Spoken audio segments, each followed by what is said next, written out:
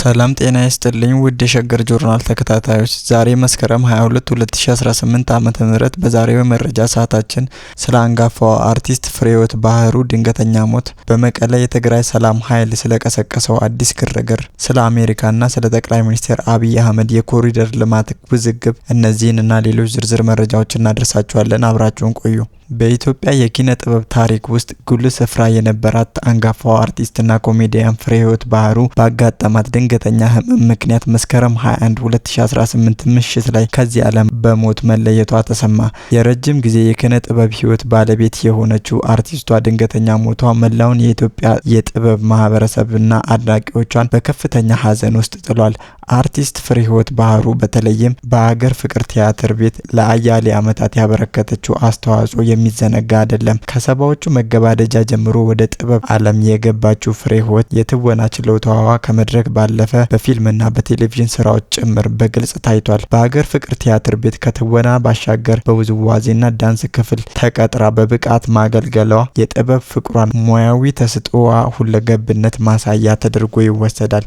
ለበርካታ ዓመታት በመድረክ ላይ የቆየችው አርቲስቷ በተለያዩ የቲያትር ስራዎች ላይ ባሳየችው የኮሜዲና የትወና ብቃት የቲያትር ቤቱ የብርሃን ምሰሶ ከሚባሉ መካከል ትጠቀሳለች። አርቲስት ፍሬህይወት ለበርካታ ኢትዮጵያውያን የደስታና የሳቅ ምንጭ ከመሆን ባሻገር በኪነ ጥበብ ስራዎቿ ትልቅ ማህበራዊ መልእክቶችን በማስተላለፍ ትታወቃለች። በሀገር ፍቅር ቲያትር ቤት ከተሰሩና ትልቅ ተወዳጅነትን ካተረፉ ቲያትሮች መካከል የቀለጠው መንደር፣ ፎርፌና ረመጥ እንዲሁም ነቃሽ ዋና ዋናዎቹ ናቸው። በእነዚህ መድረኮች ላይ ያሳየችው የተዋጣለት ትወና አርቲስቷ ከትውልድ ወደ ትውልድ በታሪክ እንድትዘከር አስችሏታል። ከመድረክ ቲያትር በተጨማሪ በአያሌ የኢትዮጵያ ፊልሞች ላይ ተሳትፋለች። የኮሜዲ ትወና ከቁም ነገር ጋር በማዋሃድ የነበራት ልዩ ችሎታ ገጸ ባህሪያትን በሚያስደንቅ እውነታ ተላብሳ እንድትጫወት አስችሏታል። በዚህም የብዙ ፊልሞች አድናቂዎቿን ልብ ማማለል ችላለች። በተለይም ለየት ያሉና ጠንካራ የሴት ገጸ ባህሪያትን በመተወን ትታወቃለች። የአርቲስቷ ድንገተኛ ሞት ዜና እንደተሰማ የተለያዩ የኪነ ጥበብ ባለሙያዎች፣ የሀገር ፍቅር ቲያትር ቤት ባልደረቦችና የባህልና ቱሪዝም ሚኒስቴር ጽሕፈት ቤትን ጨምሮ በርካታ የመንግስትና የግል ተቋማት የተሰማቸውን ጥልቅ ሐዘን በመግለጽ አርቲስቷ ለሀገር ጥበብ የሰጠችውን የላቀ አስተዋጽኦ አብራርተዋል። የአንጋፋዋ አርቲስት ፍሬህይወት ባህሩ የቀብር ስነ ስርዓት ዝርዝር መረጃ ከቤተሰቦቿና ከኪነ ጥበብ ማህበረሰቡ ጋራ በመነጋገር በቅርቡ ይፋ እንደሚደረግ ይጠበቃል።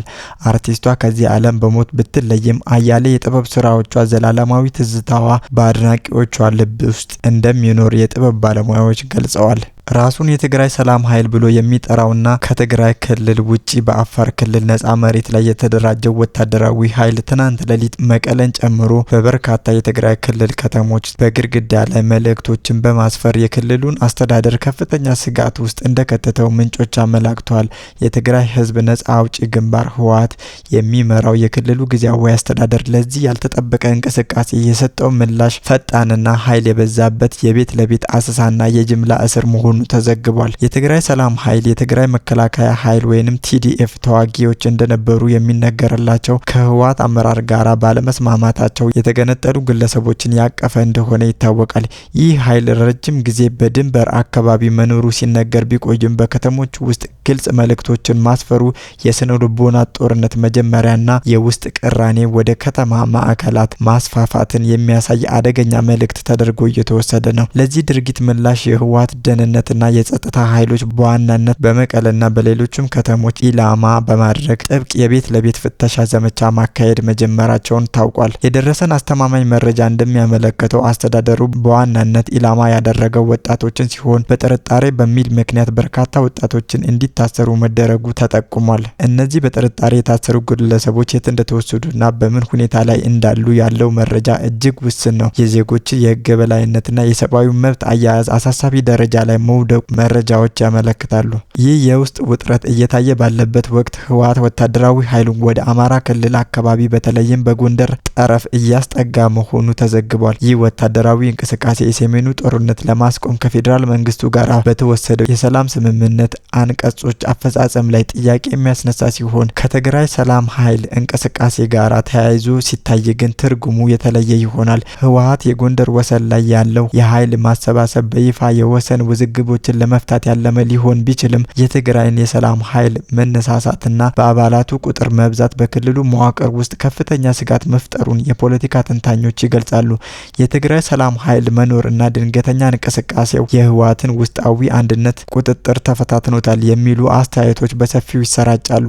የትግራይ ሰላም ኃይል እንቅስቃሴዎችና ህወሓት ለዚህ የሰጠው ምላሽ በአንድ በኩል ከፌዴራል መንግስቱ ጋር የሰላም ስምምነቱ ሙሉ ለሙሉ ተፈጻሚ ባልሆኑና በሌላ በኩል ደግሞ የትግራይ መከላከያ ኃይል ከህወሓት አመራር ጋር ለረጅም ጊዜ የቆየውን የኃይል ሽኩቻ ውጤት ተደርጎ ሊወሰድ ይችላል። የሰሞኑ ሁኔታ በትግራይ ክልል ውስጥ የፖለቲካ አለመረጋጋትና የጸጥታ ስጋት መባባሱን የሚያሳይ ነው። የትግራይ ሰላም ኃይል በግልጽ ተለይቶ መውጣት በክልሉ ህዝብ የፖለቲካ ስሜትና የህወሓት አስተዳደር የማመን ደረጃ የሚያንጸባርቅ ሊሆን ይችላል። አስተዳደሩ የቤት ለቤት አሰሳና የጅምላ እስር የመሰለ ኃይል የተሞላበት እርምጃ መውሰዱ የራሱን የሆነ ተጨማሪ ውጥረትና የዜጎችን ተቃውሞ ሊያስከትል እንደሚችል የጸጥታ ተንታኞች ይናገራሉ። በአጠቃላይ የትግራይ ሰላም ኃይል መገንጠል የክልሉን ፖለቲካ ምህዳር በእጅጉ ያወሳሰበ ሲሆን ህወሓት በአንድ በኩል ከጎንደር በኩል የሚመጣ ውጥረትን ለመቆጣጠር ሲሞክር፣ በሌላ በኩል ደግሞ የውስጡን አመጽ ስጋት ለመግታት እየተንገዳገደ መሆኑ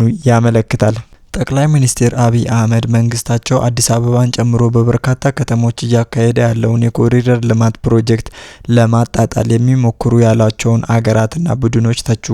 አብይ የእናንተን ስራ ስሩ፣ ይሄ ለኛ ተውልን ሲሉም አሳስበዋል። አብይ ዛሬ ሐሙስ መስከረም 22 2018 ዓ.ም ከሶማሊያ ክልል ጅጅጋ ከተማ በቪዲዮ ባስተላለፉት መልእክት ላይ የኮሪደር ልማትን ለማጣጣል የሚሞክሩ ያሏቸውን አገራትና ቡድኖች ማንነት አልጠቀሱም። ጠቅላይ ሚኒስትር አብይ ይህንን የተናገሩት የአሜሪካ መንግስት በኮሪደር ልማት ፕሮጀክት ምክንያት በ10 ሺዎች የሚቆጠሩ ነዋሪዎች መፈናቀላቸውን የሚገልጽ ሪፖርት ካወጣ ቀናት በኋላ ነው። የኢትዮጵያን የኢንቨስትመንት አመቺነት ሁኔታ የሚዳስሰው በአሜሪካ የውጭ ጉዳይ ሚኒስቴር መስሪያ ቤት የተዘጋጀው ሪፖርት የኮሪደር ልማት ከንብረት መብቶች ጥበቃ አንጻር ስጋት መደቀኑን አመላክተዋል። አዲስ አበባን ጨምሮ ቢያንስ በ40 ከተሞች እየተካሄደ ባለው በዚህ ፕሮጀክት ምክንያት በውጭ ዜጎች ባለቤትነት የተያዙ ቤቶች ጠበንጃ ተደቅኖ ጭምር እንዲፈናቀሉ መደረጉን ይገልጻል። ከይዞታቸው ያልተነሱ የንግድ ስፍራዎች ደግሞ ፊት ለፊት ባሉ መንገዶች መፍረስ የተነሳ ስራቸውን የማይቻል ደረጃ ላይ እንዲደርስና ከስራ እንዲወጡ እንደተገደዱ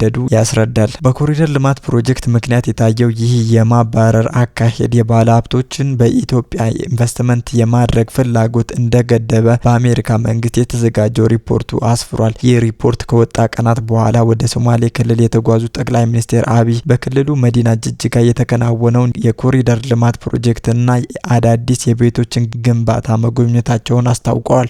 አብይ የኮሪደር ልማት ያልነው ስራ በመፍጠር የጭስ አልባው ኢንዱስትሪ በማነቃቃት የሰዎችን የአኗኗር ዘይቤ በማሻሻል እየተጫወተ ያለው ሚና በጣም ከፍተኛ ነው ብለዋል። መንግስታቸው እያከናወነ ያለው ከተማ የማስዋብ ስራ በሚቀጥሉት ቢበዛ 15-20 ዓመታት በአብዛኛው ማህበረሰብ የመኖሪያ ስፍራ ከተማ እንዲሆን እንደሚያደርግ አስገንዝበዋል። መንግስታቸው በከተሞች እያከናወነ ባለው ተግባር በአፍሪካ ምልክትና ምሳሌ ተደርጎ መወሰዱን ተናግረዋል። ብዙዎች የኮሪደር ልማትን እንደሚጎበኙና ለመማር ጥያቄ እንደሚያቀርቡም አክለዋል። ይሁን እንጂ በተለይ ራቅ ያሉ አካባቢዎች የሚገኙ አንዳንድ አካላት የኮሪደር ልማትን ድንቅ ስራ እንደማይቀበሉ አስረድተዋል። አብይ ይህንን ስራችንን አይቶ ሊያጣጥሉ የሚሞክሩ አገራትና አንዳንድ ቡድኖች ደግሞ የእናንተን ስራ ስሩ፣ ይህ አገር ባለቤት አለው፣ ስራችንን ለኛ ተውልን ነው መልእክቴ ሲሉ በስም ላልጠቀሷቸው አካላት መልእክት አስተላልፈዋል። መንግስታቸው በስንዴ ልማት ባከናወነው ተግባር ዓለም አቀፍ ሽልማት ማግኘቱን ያስታወሱት ጠቅላይ ሚኒስትር አብይ ሰሞኑን በደረሰኝ ዜና በአረንጓዴ አሻራ እንደዚሁ ከዓለም አቀፍ የተባበሩት መንግስታት ተቋም ኢትዮጵያ ሽልማት አግኝታለች ብለዋል። ውድ አድማጭ ተመልካቾቻችን ለዛሬ ያሰናዳንላችሁ መረጃዎቻችን እኚህን ይመስሉ ነበረ። አብራችሁን ስለቆያችሁ ከልብ እናመሰግናለን።